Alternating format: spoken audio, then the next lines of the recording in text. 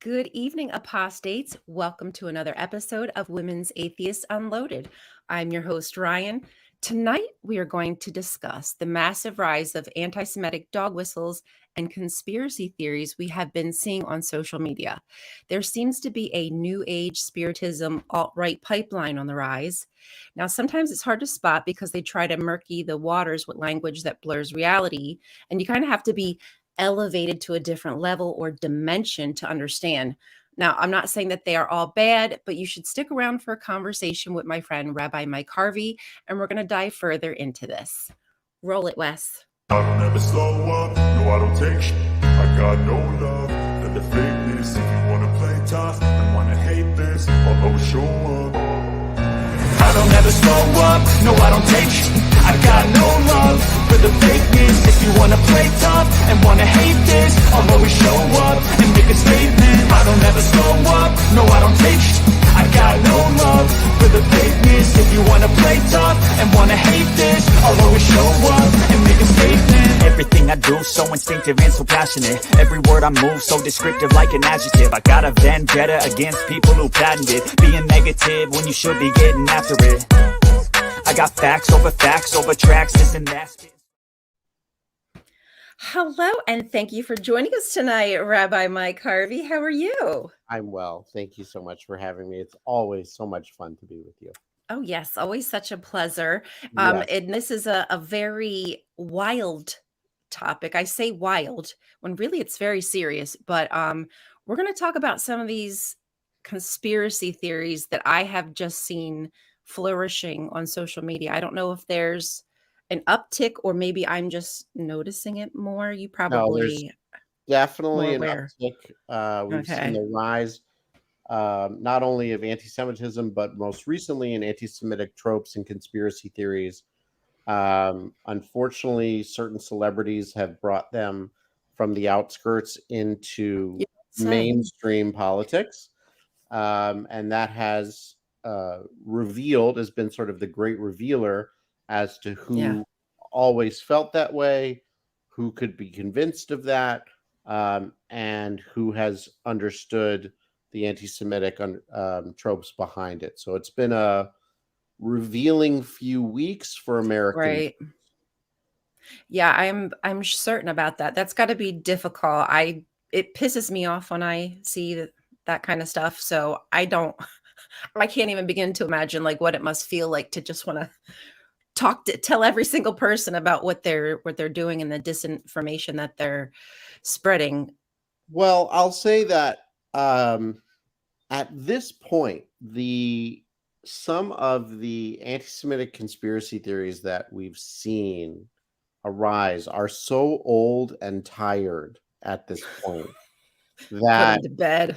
so ridiculous that someone in 2022 could say them, believe them.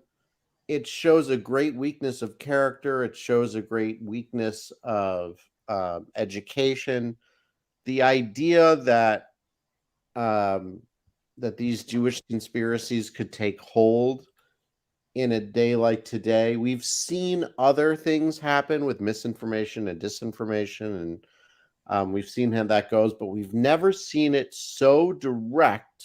That's not true. We haven't never seen it. We haven't seen Right. it But since, I get what you're saying. It's Henry Ford, bad right now. but it's really bad in the modern era, and it's if it wasn't so upsetting, it would almost be comical in the fact that like this stuff is still relevant in some way. These old anti-Semitic conspiracies somehow still take hold, and it's an eye-opening experience for Jews on social media to see it out in the open, emboldened, Yeah. and Yeah, a very little emboldened. depressing, but I'm again, almost sorry. comical because they're so old and tired, Yeah.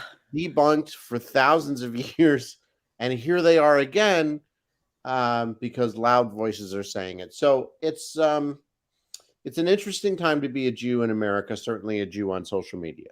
Yeah. And the education is certainly failing us in that respect that people are I mean, I don't know how true it is, but people are not remembering what happened. They're not being taught about, you know, the Holocaust and things of that nature. At least that's what it seems like to me, unless they're just skipping class. I don't know. I know that I learned that kind of stuff in school, but I can't say that the education system is really telling the truth about this stuff anymore. I don't really trust it. Most Holocaust education doesn't happen in high school anymore. Oh, Most of that is in higher education these days. wow, really? And with such a push Mm, away from higher education, and sort of towards the right. basics and the removal of anything that could be bad, um, just like critical race theory and slavery and genocide of Native Americans, the ideas of the Holocaust and Americans' participation and like things of like the USS St. Louis, the rejection of Jews, the Nazi rally at Madison Square Garden. These are not things that school boards want to teach our children, but they Yeah. existed in real time. Yeah, I think that was the picture I shared this morning or yesterday, and, uh, I mean, that happened here on our soil. Like, this wasn't, like, in a far off country. This Right. was right here, homegrown, and it's obvious that it's not ever been dismantled or the No, education's, it you know. hasn't. One of the things from my experience of working with Holocaust museums and Holocaust survivors, Holocaust, organizers, and speaking with Holocaust survivors is that from 1940 to about 1970, no one said anything. The reason wasn't a good one. It was either because the reasons were either because there was too much trauma, or there was still such anti-Semitic stuff that you couldn't really talk about. It really was 20 to 30 years later that Holocaust survivors started to begin to speak and speak out about that. Really? But I want to make sure that when we're speaking about this, the conspiracy theories that are out right now far predate the Shoah, the Holocaust. Um, Okay. and, I know we like to think about the Holocaust as a singular event, which it was. But the history of anti-Semitic conspiracy theories, and anti-Semitism in general, stems back from 3rd century, 4th century CE. Right. So all of that, as much as we try to dismantle it piece by piece within European countries or America or whatever it is, we see little pockets of it arise here and there. It was on the fringe, and then all of a sudden, here it is on the mainstream. And that is really what has taken American Jews by surprise, is that Mm, it's no longer on the fringes anymore. Here it is being spoken about on news outlets by big right. celebrities. Right. There it is right in our face. And we're used to it. We're used to saying, as American Jews, like, we know there's a little bit under the surface. We know that there's been that forever. We're not used to seeing it. At least our generation is not used to seeing it Right in the fucking right in our face. face. Yeah. That being said, 1940s, 1950s, that generation, they experienced that right in the face. Henry Ford's newsletter, the St. Louis, all these sort of things. But we have not seen this swell to the surface, for half a century. So it's new, it's scary, and it's also, as I said, really jarring in the fact that we're seeing these old conspiracy theories repackaged or reinterpreted, and more importantly, we are seeing as the great revealer who is saying, yes, I believe that. And I Right. personally have Coming spoken out to of the people woodworks. who have said, isn't this is what I've always believed. I just couldn't say it out loud. Now I can say it out loud. And that's really where we are right now, is that people are feeling emboldened and validated by these conspiracy theories because big names are talking about them, and therefore they can too. They're giving So it more light and more correct, girth. correct. It's out into the light, which means, oh, that person said it, that person believes it. Maybe it's not so I crazy knew to it. believe it. I knew it. Right. And the thing about anti-Semitism is it's always a self-fulfilling prophecy. So anti-Semitism comes true no matter what, right? So if we're speaking about Yeah. Kanye It point of came view, true. I right? know exactly what you're saying, but yeah, It go. came true in the fact that he was canceled for Yeah, anti-Semitic comments. right. That instead of a rational person saying, "Look, most businesses recognize that anti-Semitism isn't good business and therefore canceled him." The anti-Semitic trope that goes with that is Jews control everything. The See, they media, canceled the me, banks. and Yeah. it's self-fulfilling. So there's no way to win in anti-Semitic conspiracy theories. But again, this is Jesus. You're so right. old. This is so tired. Um, if only these generations would just look back and read a little bit, they'd say, "Holy moly, this isn't original.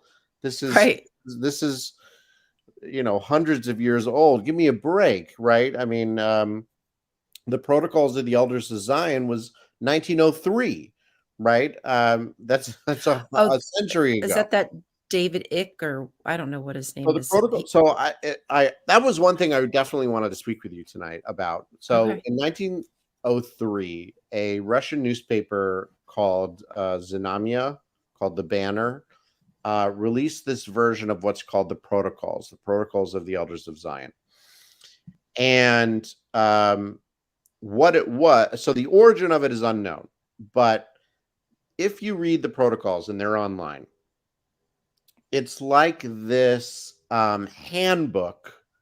It's forged, it's fake, whatever it is, but it's a handbook supposedly by Jews describing secret plans of Jews to rule the world, manipulate the economy, control the media, foster religious conflict.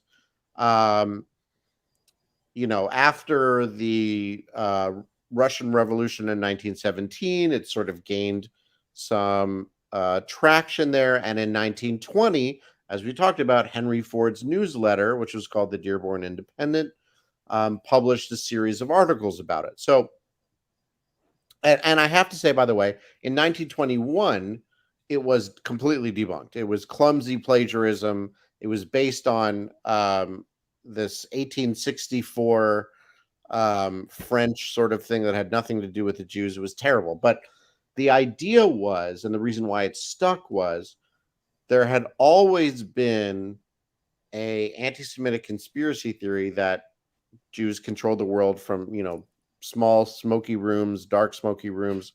And this was like stumbling Smart. upon our handbook of how to do it and proof that it was. So no matter how many times we said, look, this is completely fake, it's ridiculous, that in its forms has become the ultimate anti-Semitic conspiracy theory. And when I say the ultimate, I mean, yes, right now we are seeing that through the words of Kanye and other people like that. But QAnon has deep basis from the I was going to protocols. say, I think QAnon is It a big is part of it. extremely anti-Semitic because it believes in an elitist cabal of globalists. Now, that is three dog whistles. Elitist cabal of globalists are three dog whistles in a row for Jew, Jew, Jew. Okay? Secretly controlling the world, secretly pedophile, secretly all these other horrible things, all based on the protocols of the Elders of Zion. Okay. So, again, from a Jewish point of view, this isn't new, right? It's just bad plagiarism. It's just bad adaptation of this. It's lazy. It's clumsy, It's and for very some lazy. reason, it works. And people, and the reason why it works is because Simple. It's it easy. is Point the simple. finger. It is simple. And it makes so that nobody has to be accountable for anything. You can, it gives the perfect Scapegoats. scapegoat. Christians love their scapegoat. Sorry, they do. No, 100%. And it dials back all the way back to Augustine and all these other Christian, theologians who really had an existential crisis in the fact that Jews existed at all. Because if Jews exist, it challenges the legitimacy of Christianity in general.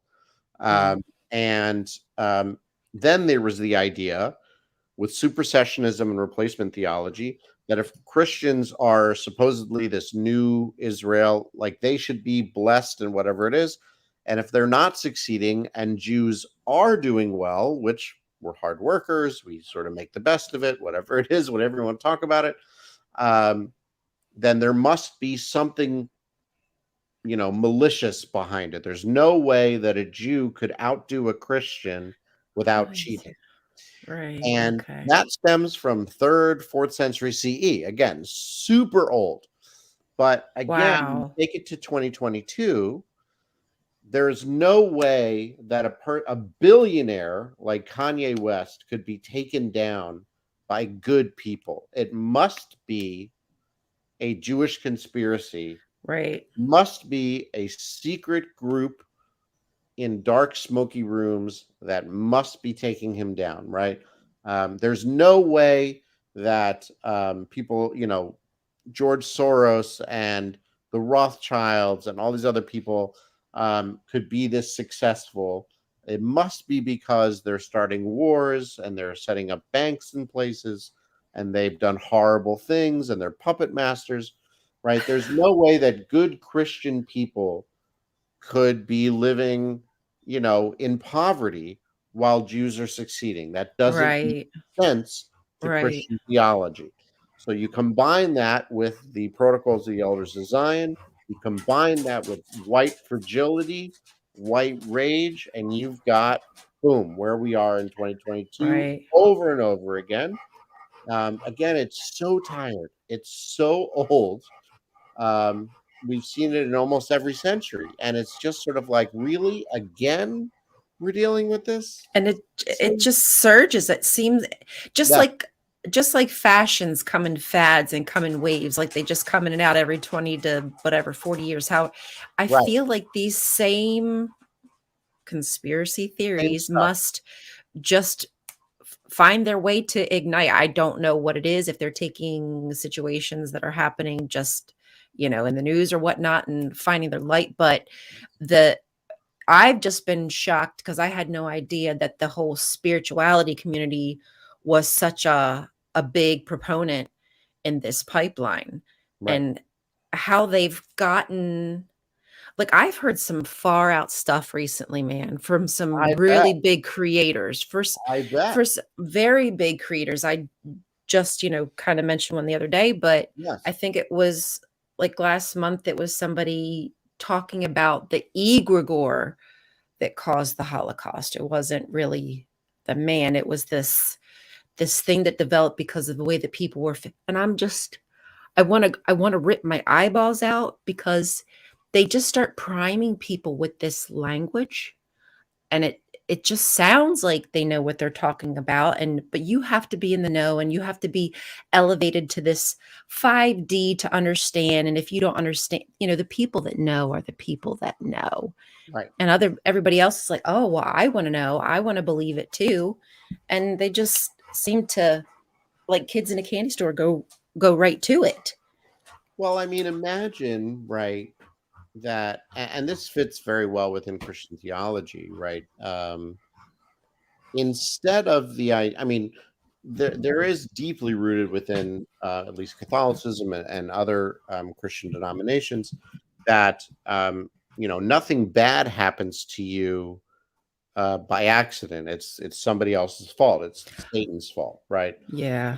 Good happens to you by accident. That's God doing that, which is why when anything good happens, you thank God. Anything bad happens, you curse Satan. Now, the Jews, right, ridiculous. So the Jews, on the other hand, in the Gospel of John, are called the synagogue of Satan. They're called our father is the devil, that sort of stuff. So all of a sudden, you get this anthropomorphized, tangible enemy, right? Because you can't see the devil. John is a dick. Gospel of John, whenever someone says that the Gospel of I John, didn't realize how bad John was a dick. I'm whenever sorry. someone says that the Gospel of John was their favorite gospel, I think to myself, this person was an asshole before they read the Gospel of John, and the Gospel of John just gave them Confirm their biases. confirmed Yeah. how to do it. But this person Right. was an asshole before.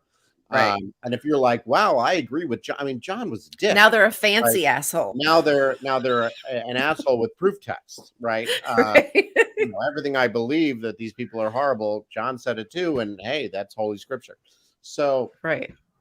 so all of that becomes a personification of evil, which means that you can't hurt the devil, but you can hurt Jews, right? And so, and you can't blame the devil because the devil's not around, but you can blame Jews. And you combine that again, it's this perfect storm of white fragility, White rage. fragility. You know, a great example of it is the Kilminski massacre that occurred in the 1600s in Poland, right? It had nothing to do with Jews, right? The you know, people were in poverty and they didn't like the government, but what happened? They couldn't fight against the real enemy, and so they took it out on the children of the devil. It must be your fault. And so Jews were massacred. And so, like, today, right, if we bring that to 2022, right, with QAnon, with the elders, with Kanye, with everything, with white fragility, which we're seeing anyway, with white rage, which we're seeing anyway, right, the disappearance of white majority, which we're seeing, which is scaring people. It's the perfect storm to bring in anti-Semitism. And we say that from a history where we call anti-Semitism the canary in the coal mine, that once anti-Semitism comes about, everything else is going to go to shit. What's next is going to be horrible, right?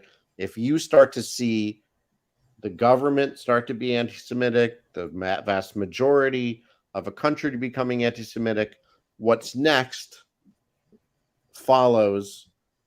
history tells us what. History tells us over and over again. Right. 96 and 1492 in the 1600s, in 1939, we see it over and over and over again, this pattern.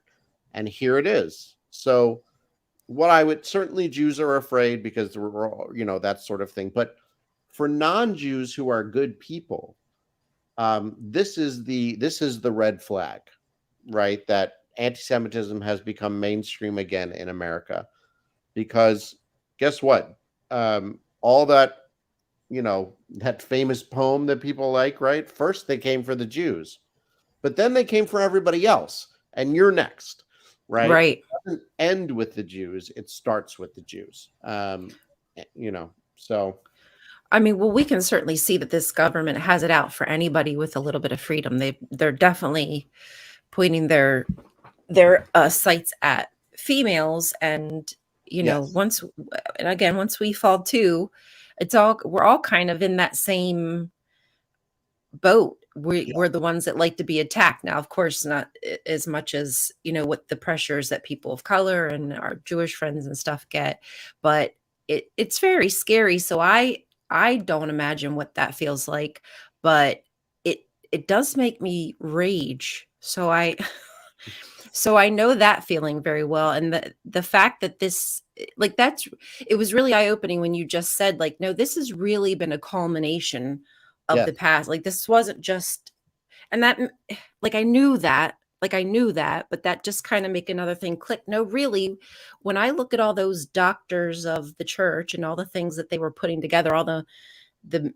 freaking misogyny coming out the yin yang, I mean, this was handcrafted for hatred. This was handcrafted to oppress people. And it's like you said, 14 past 1,000 plus years.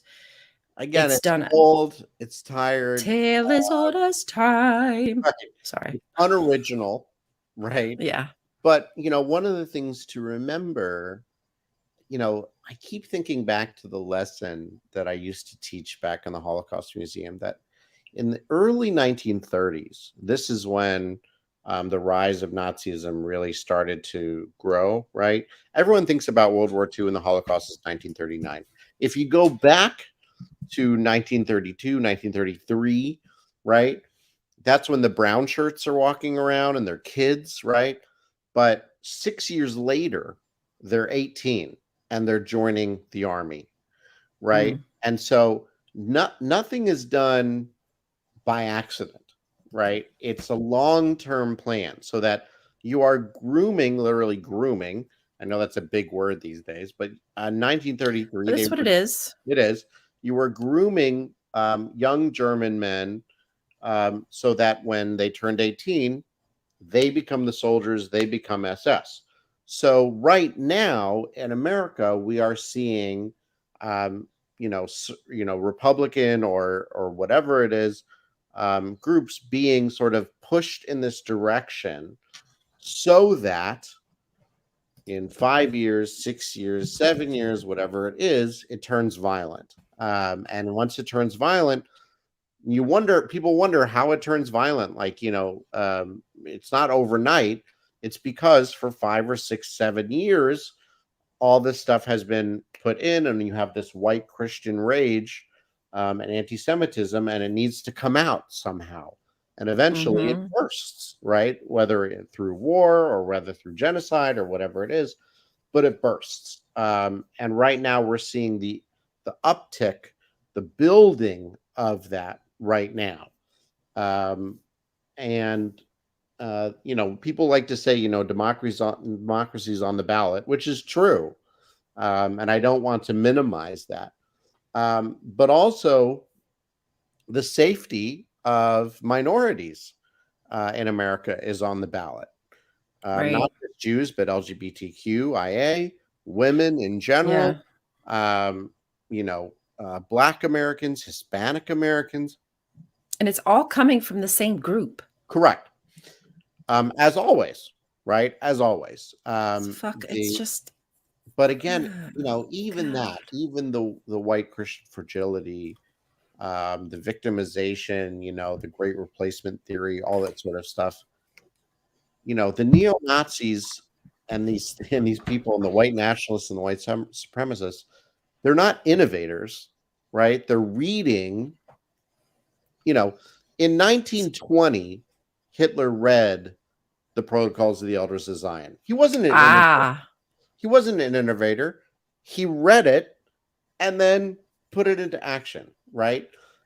If you give certain people the tools that they need, the validation that they need, they will then put it into action when they're able to put it in action, right? So that's what we're looking towards, is who's going to be the person who puts it in action. And they're getting close. They're getting very close with their verbiage, but they're still sort of teetering on that line. And, one thing that I hear within sort of the Jewish community, that Kanye made that mistake. The mistake that Kanye made was he didn't speak in code. Right? He didn't use the dog whistles. Republicans say globalists all the time, Soros all the time, elitists, cabal, they do it all the time. Kanye said Jews. He just came out. He just came out. He said Jews. He thought it was cool. Right. He said it with his whole chest, which is the scary part. Like, he wasn't afraid. It wasn't like people are I'm going to catch backlash. He was like, it's like he wanted it, which I don't like. But the clip of him saying, quote, "I can say anti-Semitic things and Adidas won't drop me. Now what?" His full chest of that arrogance of, I can say out loud anti-Semitic stuff and not have any accountability. That is not following the rules that the GOP is doing. The GOP knows that as soon as you cross that line, you're done. As long as you speak in code, they can't hang you for it. They can't suspend you. They can't, take down your campaign, but Right. but he said it out loud. You Now, got to be careful. Those filters, people use yes, those filters and you get caught. You got to use those backdoor code right, words the exactly. filters don't pick up on. So listen, Jews understand that. We're like, what is he doing? Like, you can't do that. Not in 2022 America. And we saw like you really can't do it, right? Because Adidas, which by the way, Adidas and Puma have Nazi roots, have been trying to Right. distance themselves. Adidas. We're never going to allow that. Reparations, Adidas. Right, exactly, right. But again, because he said it with his full chest and he said the word Jews out loud, that's a big no-no, right? Right. And it's as sad as it is in 2022. If you still use code, you're fine, right? Bobert's Right. fine, Marjorie Taylor Greene's fine, Gosser's fine. All these people are fine. Kanye made the mistake, the rookie mistake of saying Jews, and therefore got ruined. Eventually, though, what we'll see is that will not happen. Eventually, we'll see that people will be able to say Jews and not get canceled. But Kanye didn't understand. Well, you know what? the in place. What I don't like now, I'm happy that he's being, dealt with. Right. Well, people are trying to, however you want to put that. But what I don't like is I've seen so many white people. I think Ted Nugent is one of them, who's been super thorough with being anti-Semitic, racist. Yep. And I don't know if it's just because he's kind of washed up, maybe, and he's not really relevant. But I remember, I don't know, several years ago, the guy had a TV show, and I didn't know he was a douchebag, and I watched it, and something like gave me off vibe, and Right. no wonder the guy's like cuckoo bananas. But I wish that people were more readily to come after it all when they see it versus just like the, I don't know, A-list celebrities, whatever you want to call it. Just if they have a platform, they shouldn't have a platform. And that's I'm really sorry, what I don't care. That's really what it's about, right? Is I deal with hundreds of Twitter trolls that have 2 or 3 followers, right? Give me a break. But Yeah. Kanye has more followers. It's your mom and dad. Right, exactly. Kanye has more followers than there are Jews on this earth. Right. That's not good. That's right. That's serious. That's a serious thing to pay attention to. Right. And you're right. Ted Nugent and other sort of people. And what we're starting to see from people on the far right isn't, again, they're sort of keeping their distance, but they're saying, I support Kanye. Yeah. Right. And what that means is, I believe in this stuff. Kanye said it. I'm not going to say it, but, I believe in this stuff. And, seeing what happened in Florida during the sports game where DeSantis was there and someone projected on a giant screen, Kanye was right about the Jews, is unheard of. Unheard of that happening. 60 years ago, 70, 80 years ago, maybe. It's unheard of that happened. And they're emboldened. That DeSantis didn't say anything. Why would he? That's his base.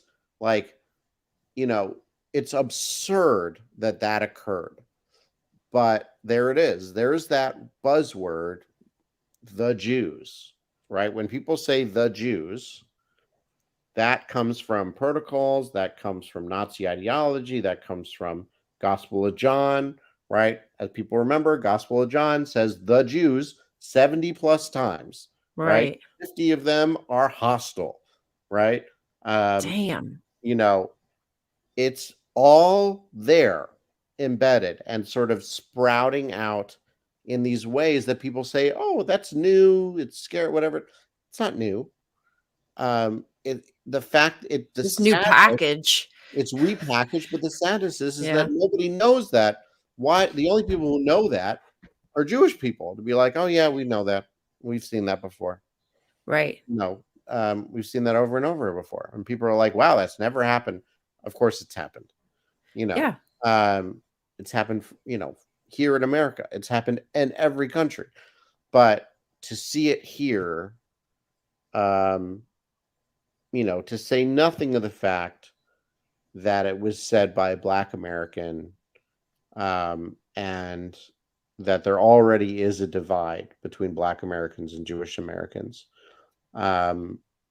which I'll never understand. But white supremacists did a great job in splitting us up.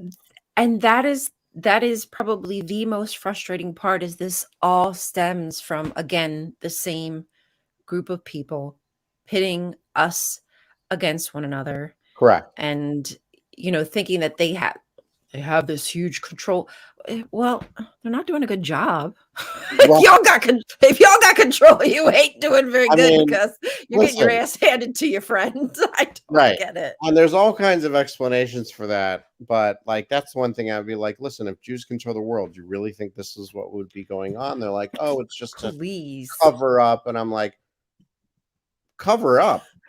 Like, What you are you got out of your mind? Like, this is what we want people, give me a break. But it's so absurd. But, I was listening to there's a young gentleman on TikTok who talks about how white supremacy sort of labeled Black Americans a certain way and Jewish Americans a certain way. And Black Americans, they were labeled, within the racist tropes, that they don't think for themselves. They're used only for like physical labor and need to be controlled. All that racism, slavery stuff, horrible, horrible stuff. But on the Jewish side, it's what they called positive anti-Semitism, right? And you say Jews keep to themselves. Jews hold on to their money, right?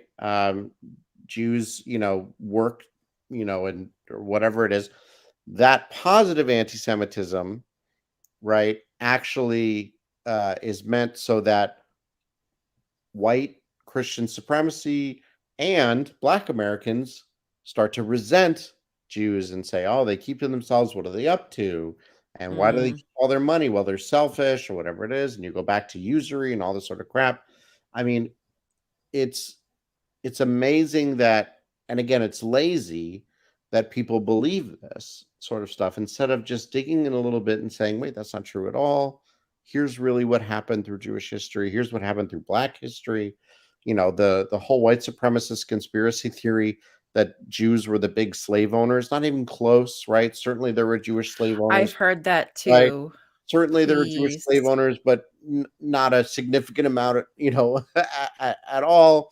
They're abolitionist Jews, of course, but the idea is to say, these are your enemies. These are the reasons for your problems. Mm-hmm. That is the theme that we're seeing in 2022 with conspiracy theories, is your problems are because of someone else. Right. Jews, Blacks, Hispanics, immigrants, whatever. Right. Right. Can't be my government. Can't possibly be the white rich guy. My country. Right. Who gave tax breaks to billionaires. It has to be. Right. Trickle down. Trickle down helps us. economics. And the truth is that is easier to explain and easier to believe than the complexity of economics, of, institutionalized racism, right? It starts to get icky right away, and people are like, no, that can't be true. Like, if you just say, this is not your fault, this is their fault, you win an election, right?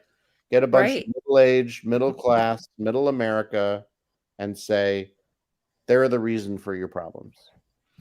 Right. Yeah. They normalize the language. They normalize the behavior. Once you get acclimated to it, all it takes, and I don't think it takes long for people to acclimate to learning that they're not the cause. It's not my fault. Like, that's probably to them like a relief. Like, that sounds strange, but yeah, you know what? It's not me. The reason I didn't get that promotion, or the reason I didn't get that job, or the reason why I'm stuck in poverty, or the reason why My neighbor is doing better, right? It's because they're cheating, they're in control, and they're purposely being anti-white, right? Yep. It can't possibly be that you are lazy, you are entitled, you are, Right. all these. Or I can't or maybe you've been taken advantage of. Maybe right, you yourself have just been taken advantage of by those bad people that have stupidly taught you that it's not them, that it's these other groups of people, when right, meanwhile it really is the ones writing our laws. It's the churches who are taking all their tithes and donations and lobbying, legislator, things like that. That's really what's happening here. But you continuously to give your tithe and you don't know where it's going, and but you're doing your part. So you know you're right. absolved of all your problems. I So did my much duty. so I that prayed. when what's his face in the mega church, and they find cash in the walls of the bathroom, right? Oh, They're like, yeah, uh, interesting. It that couldn't beady-eyed possibly be prick. I can't think of his name right now. right, whatever he is, he's They're all he's the same. They all look the yes, same. They look like this. right, exactly.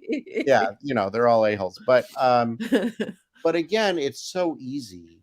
And again, when you combine that with this rise of white fragility, which we've seen since 2015, 2016, this white and then Christian victimization, right? We know that as well as Oh, I they know love to play the that victim. victimhood is a fetish within Christianity, right? We are the oppressed. Even if Mhm. they are the majority, they're still oppressed. It's a Um, persecution kink. it's That's what I think it persecution kink is. is exactly right, Mhm.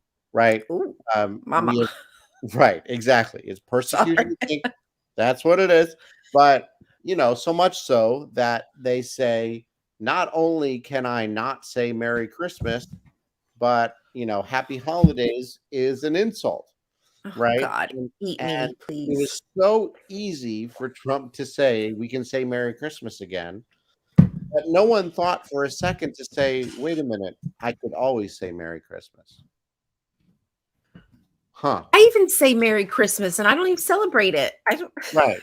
care, And or I then when you won't. get down to it, if you really peel the onion a little bit, the reason why people are upset by happy holidays is because they're not allowed to be Christian supremacists anymore and say Merry Christmas to anyone they want and Mhm. recognize that there are other religions. That is their victimization, right? Yep. That they're not in charge anymore.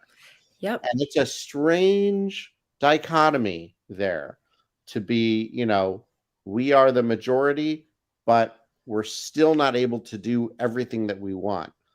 And it's honestly, from a Jewish historian point of view, I think it's jealousy from where Christians were in 1096 and 1492 and the 16, like when they could do that, right? And they could write laws that say if you do not say Merry Christmas, we'll kill you on the street, right? And everybody has to say it. Like that's how medieval Europe was. Here in America, they're pissed off that that's not how they are anymore.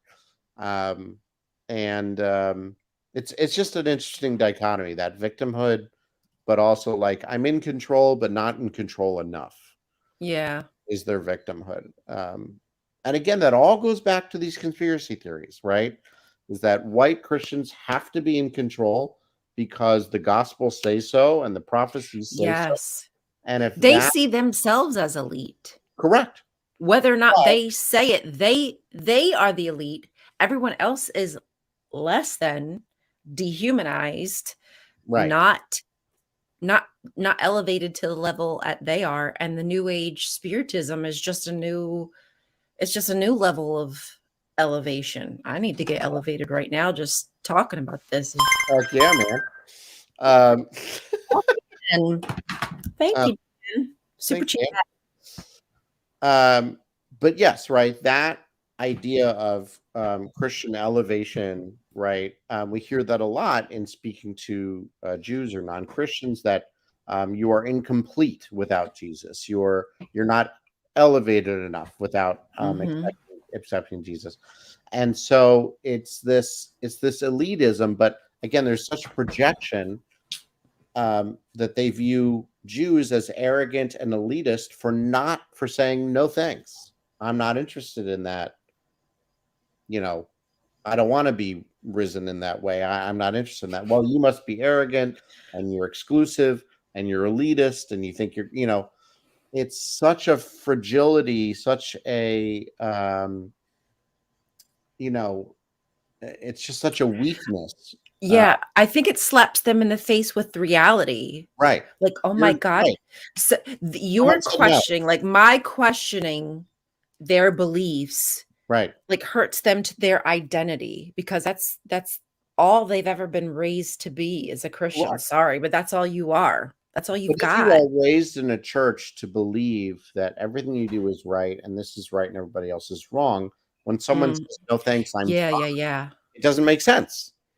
And you're Right. like, something must be wrong with you. You must be evil because Hmm. this is right. I have As the easy as answers. that. Something wrong with you. Right. It's as easy as that. Right. And it's not like these people weren't smart, right? In coming up with these dogmas and ideas and right. Like they were smart. Right. Right. It's they It's like all the understood. dog whistles I see that I didn't know were dog whistles. They're clever. I mean, I don't like saying that. No, I but wish they you are. could take your ability to be clever to avoid filters or whatever the F it is your coded language Right. is for. I wish you could take that into actually like doing some fucking research, Right. doing something with yourself instead of being a damn knucklehead. But yeah, I text you the ballpoint pen. I had no idea Which that. I'd never heard of, by the way. See, so this is like And like news to you too. here's the thing. I worked at 3 Holocaust museums. I am a Jewish historian. I've never heard of the ballpoint pen dog whistle because it's absurd. It's like Right. it's out of nowhere that someone would say that the Diary of Anne Frank was forged because the Holocaust never occurred. Like you have, in order to get to that stage, Yeah. the amount of steps that you need to go to embrace Yeah. that is like I never even But they're used learned to the about. mental gymnastics. They're Right. they're kind of used to bending over backwards and licking their oops, sorry. No, it's good. It's true. It's true. I They wish put I that could head bend over and right up lick my there. Right. They put that head right up there. But like there are things out there where Jews on social media will say, like, I heard this the other day, and we're like, what the heck? I've never even Mm. heard of that. Someone was saying on Twitter today that someone accused Jews of having entire tractates of the Talmud about Jesus and Mary, right? There's 40 volumes of the Talmud. None of them are about Mary and Jesus, right? We couldn't care less about them, right? Nobody get sorry that your precious Mary and Jesus are unknown to the Right, actual people who mattered at the time. right, Sorry. right. Sorry that We hurt your don't feelings. care. Like we I'm didn't sorry care. there's no stories coming out of Yeah, that land about your precious Jesus and Mary, yet the fact that there's zilch, nothing. practically zilch, I think that's probably a good, inkling of what was happening. The But I'm propaganda that was saying, about like, to. how much easier is it to pile that on if you already believe that the Jews are the synagogue of You're Satan? right. Already, It's right? layered. So, well, of course they must have huge pages about how much they hate Christians. They must hate us, and we're like, first of all, like we don't hate Christians. We just wish they Y'all been so don't. gracious. We I'm wish they'd telling you leave us what. alone. That's I all we I want. Is you're so stop much knocking on our doors, stop trying to kill it. Like that's it. We're not asking much. Like right. just leave us alone. But that in itself has led to this idea that Jews are exclusive, that they're elitist, that they're secret, that a synagogue, all this crap is happening, that there must be something devious and devilish that's happening, right?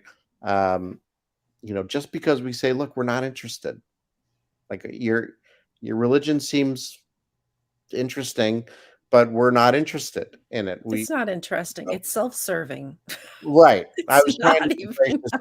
before, I when they knock on the door, know. We balance each other out. right. This seems fun for you that you and your buddy can walk around in whatever your outfit and special underwear, but it doesn't seem fun to us. Captain So Underpants. it's not personal, right? I mean, like, if you're Jehovah's Witness, if you're Mormon or whatever the reason why you're knocking on my door, it's not personal that I say no. It's just that I'm not full of shit, and I'm not I stupid. can't make myself believe it. Right. Jews are first and foremost scholars. We read, we ask questions, we dive into it, we argue, and if none of that is allowed, we don't fit in. And that is the beauty of me making so many friends with Jewish people who already are aware of this shit. And Christians are like, oh my God, you're being so anti-Semitic towards it. I'm like, honey, no, the Jewish people taught me this. What are you talking? They already know there was other gods. They don't care. It's not that serious. Bring that stuff on, rip it apart, parse it, like ask every question in the book, because that's interesting to me. You know what's not interesting? When someone says you just got to have faith. Don't answer the question. You just got to have faith. That's not interesting. That's boring. That is not an answer. Boring answer. Okay. Yes. That's how you make blind people march as lemming. Like, give me a break. Right off the cliff. Yep. Jews say, heck yeah, man. Let's read the Hebrew. Let's look at the commentaries. Let's look at historical stuff. Let's look at archaeology. Let's pull this apart. Now that sounds like fun. And you walk into a church and they say, there is dogma and there is creed, and saying you have to believe this. Right. Don't. Here's the repercussions. None of that makes sense to Jews. No. None of it. Because it's not Jewish belief systems, right? And it shouldn't make sense to any human. It really shouldn't, to just blindly accept what is shoved down your throat. Right. Like, I get it in some circumstances. We're not going to detail research everything, but you get exactly what I'm trying to say. These are big ideas. These are big ideas, not just to, if you're going to a doctor, you probably look up the specialist to see which, if you're going to get a car, you probably research what, you probably just don't plop several $1,000s on any jalopy. This is your God. This is the connection to the being that created you. And you're just like, oh, sure. Yeah. He died and rose after 3. That sounds plausible. I see it every day. The pulpit said it. It sounds good. Sounds good to me. But the funny thing is, you were talking about like the car salesman, the doctor, and the truth is like, because since 3rd century, 4th century, the idea of being a Christian has been synonymous with being a good person. You don't have to worry about where you go shop as long as they're Christian. If they're a Christian car salesman, you go. If they're a Christian doctor, you go. And what that leads to, right, is we don't need Jewish doctors and we don't want Jewish professors, like whatever it is. And so Jews have to build their own hospitals and their own universities. And then what happens? Christians say, you're exclusive, you're elitist. Like it's this circular sort of, you can't win. It's self-fulfilling prophecy. Anti-Semitism, you can never win, right? But look at what the Christians are doing with the Catholic hospitals. Mm-hmm.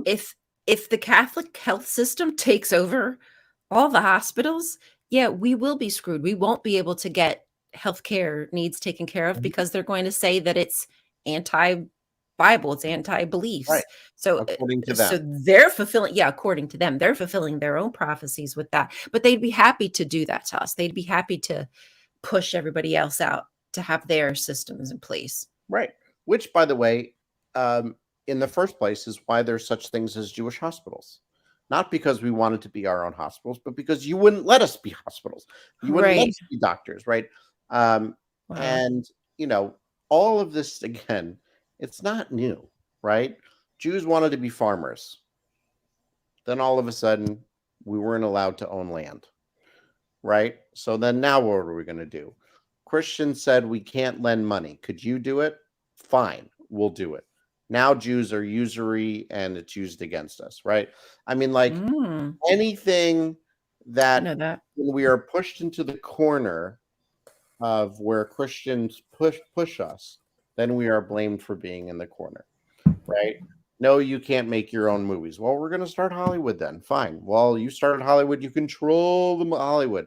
We don't want you with our news stuff. Well, we're going to make our own media stuff. Well, now you control the media. We don't want you dealing with our banks. Well, we'll start our own banks. Well, now Jews have secret banks. Like it's absurd. And it's not, and like you were saying, no one wants to do the research. It's not hard. It's not that It much. really isn't. No. One step. Like all you have to do is break away from that and realize, what a bunch of assholes. And that's it. That's Truly. it. As soon as you get that, you're like, wow. Like, and it saved my life. Right, exactly. And I've seen people on Twitter and saying, wow, I was an asshole. The evangelicals and all that sort of stuff.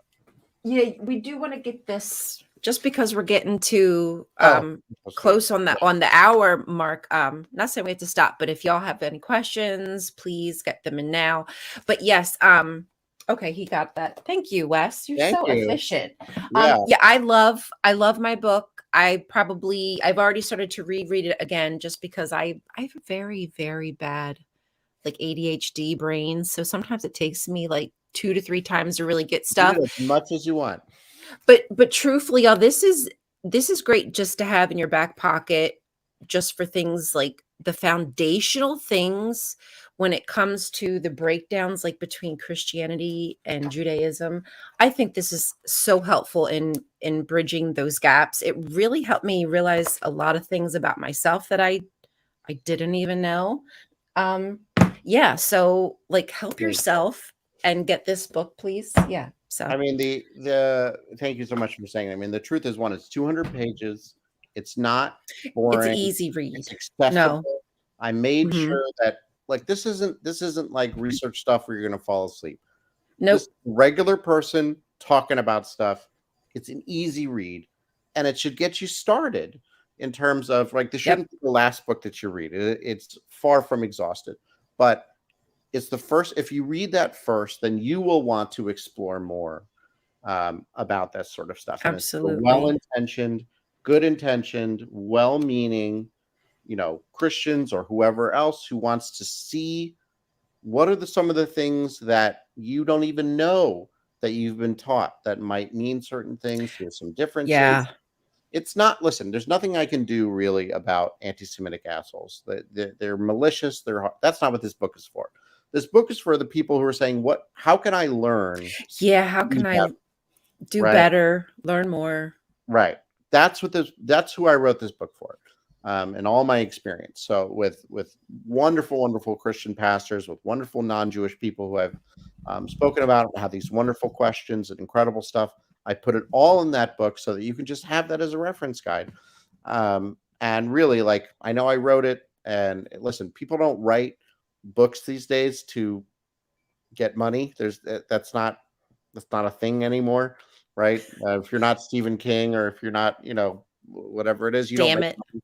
Right, or Dan Brown or whatever, like, or whoever else, you don't make money.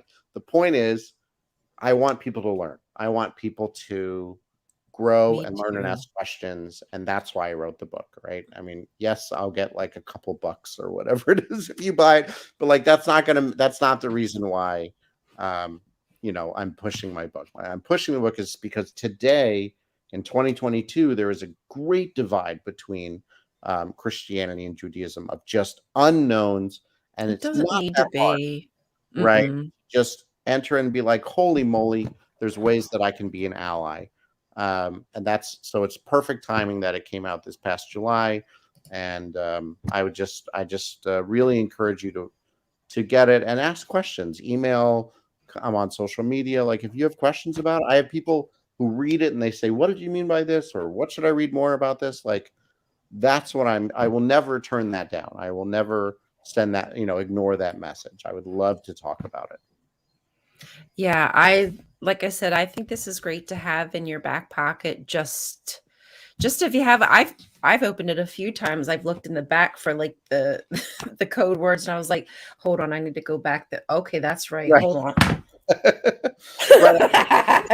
look at the reference section, and that will give you a book list of, like I did all that research, so you don't have to. Yeah. Uh, Honestly, I love looking at other people's research because I yeah, want to see where they got it, and that way I have more resources. I mean, like, at least that's just what I do. But even not for that, just for the information in there, it's like again, like you said, it's an easy read. It's not super serious, but it's deep enough that again it builds some bridges that I really think Christians could use. They truly could maybe use a little look-see in the mirror. Because I know there are good Christians out there who don't. I thought I was a good Christian. I didn't know all the wild banana stuff that I was saying because I was reading it straight from the Bible, like some of this stuff, like you said in John. I didn't know how bad it was until I was outside of it. So right. Dan D, he said that he heard the US is backing Israel not because they want to help, but because they think it will usher in the second coming of Jesus. 100%. Really? I Christian can't. Zionism right now is bigger than Jewish Zionism. Christian Zionism is, yes, the reason that most Republicans and American Christians back Israel is not for the Jews at all. It is simply so that Jews will move to Israel and the second coming of Jews. We are simply tools for that. 100%. Absolutely. Where do they get this second coming from? I don't. Hey man, again, this is all that stuff that came after like centuries. Right. This is not a Jewish idea. People really need. When I started to research like Constantine and like just the first, second, third, and fourth century, mind blowing. The stuff that people believe from the 4th century, like with the Vulgate and Lucifer, Right. just little things, just little word changes, the translation. One word can change so much when already there's language barriers, when there's not always a direct translation correlation from one word to another. Like that just happens in languages. And now we're adding, oh God, I can't. I don't even know what separate show. No, it's another show. It's a whole nother show. By the way, we should do, but like it's a whole. I would love to. Right. No, honestly though, y'all, I would love to have Mike back again because it's always a pleasure to talk to. You're so easy to talk to, and no, really, I do. I just thoroughly love it. And you don't make me feel like I'm an asshole or an idiot. You're not. I mean, I've met plenty of assholes and idiots. You are. Okay? Oh, yay. I'm not an asshole or an idiot. Oh, it's wonderful to speak with you and to have this sort of like, even when we learn things from each other, and we're like, oh, I didn't even know that. Like, it's not, there's no pushback. It's like, holy moly, I got to look into that. Like, that's what real connection should look like is, wow, I never heard of that. I gotta check that out. That's conversation. That's what it should be. That's what it should be. And so it's energizing, it's refreshing, it's so I'm always happy to be here. Vesper, I think that you sum that up quite well. I think the conspiracy theorism partly involves Christians' inability to understand a lot of atheists and people with progressive values naturally exist without influences from Jews.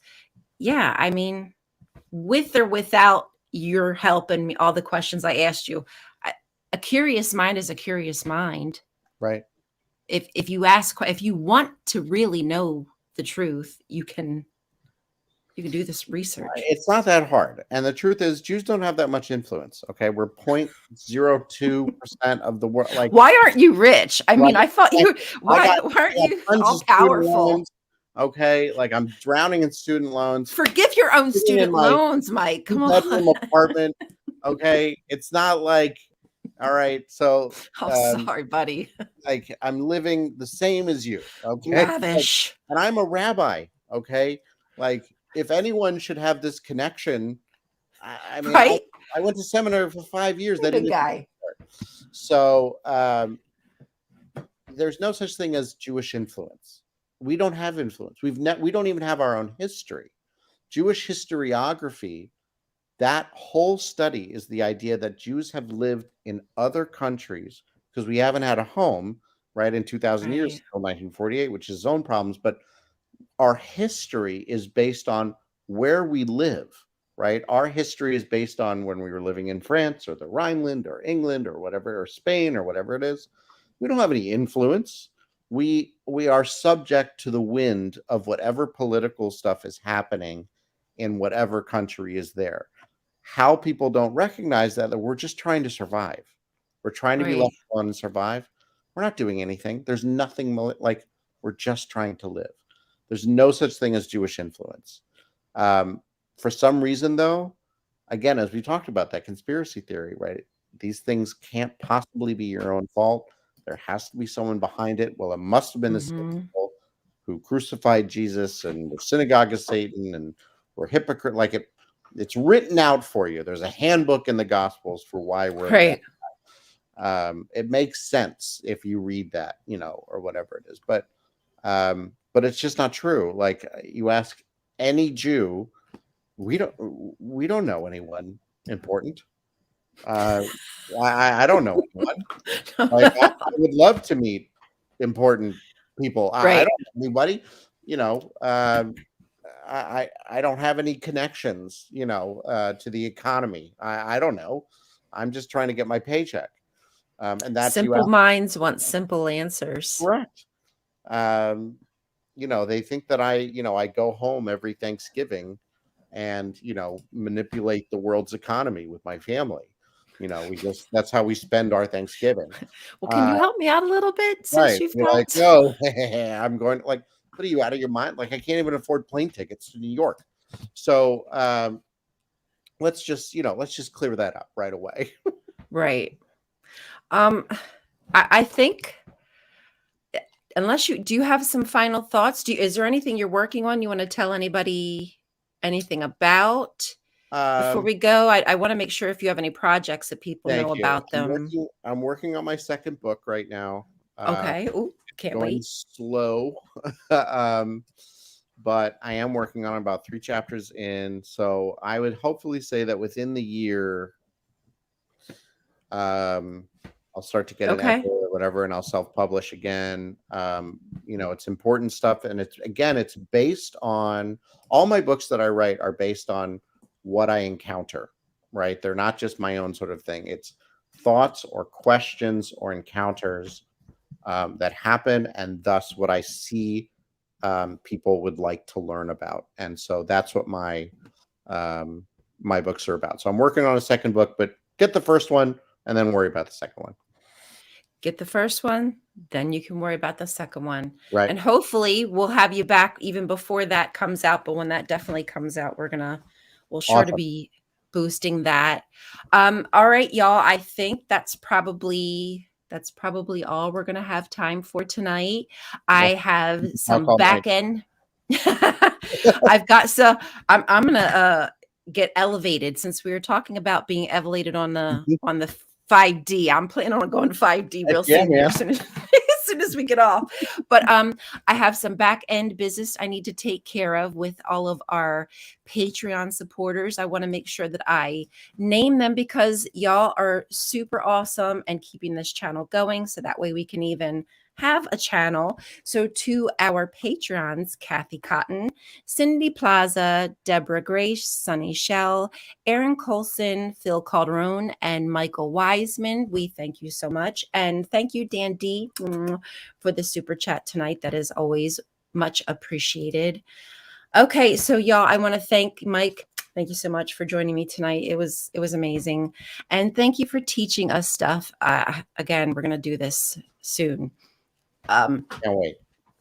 All right. So y'all, using your voice and voting is probably one of the best ways that right now, since it's coming up very soon with the next couple days, weeks, depending where you are, I guess, is to vote, talk to your local officials, give them a call, let them know where you stand.